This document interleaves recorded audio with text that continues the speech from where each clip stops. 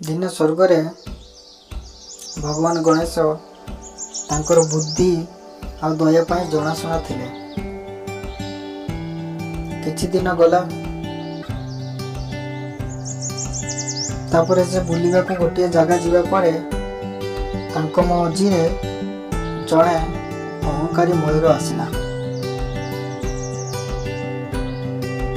ଏବଂ ସେ ନିଜକୁ ଦୁନିଆର ସବୁଠୁ ଡ୍ୟାନ୍ସର ବୋଲି ଭାବୁଥିଲା।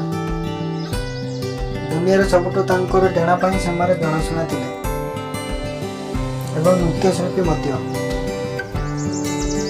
ଦିନେ କ'ଣ ହେଲା କି ଭଗବାନ ଗଣେଶଙ୍କୁ ଗୋଟିଏ ପ୍ରତିଯୋଗିତାରେ ଆହ୍ୱାନ କଲା ଏବଂ ସେଥିମଧ୍ୟରୁ ବି ଭଗବାନ ଗଣେଶ ତାଙ୍କର କଥା ଶୁଣି ସେ ପ୍ରତିଯୋଗିତାରେ ଯୋଗ ଦେବା ପାଇଁ ଆହ୍ୱାନ କଲେ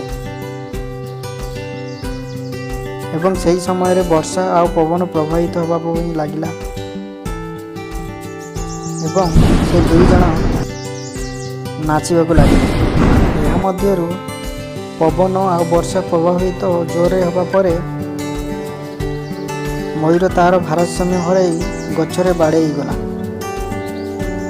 ଆଉ ଗୋଟେ ପକ୍ଷେ ଭଗବାନ ଗଣେଶ ଖୁସିରେ ନାଚୁଥିଲେ।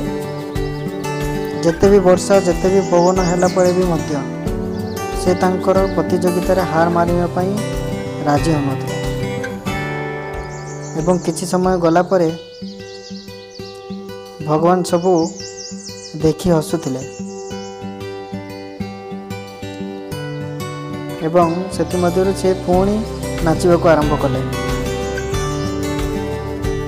ଏବଂ ଆଉ ଗୋଟେ ପକ୍ଷରେ ମୟୂର ତାଙ୍କର ଭାରସାମ୍ୟ ହରାଇବା ପରେ ଭଗବାନ ଗଣେଶଙ୍କ ପାଖକୁ ଆସି କ୍ଷମା ମାଗିବାକୁ ଲାଗିଲେ ଏବଂ ଗଣେଶ ବି ମଧ୍ୟ ତାକୁ କ୍ଷମା କରିଦେଲେ ଏବଂ ଆଶୀର୍ବାଦ ମଧ୍ୟ କଲେ। ସେହି ଦିନଠାରୁ ମୟୂର ନିଜକୁ କେବେ ଗର୍ବ ମନେ କରେ ନାହିଁ,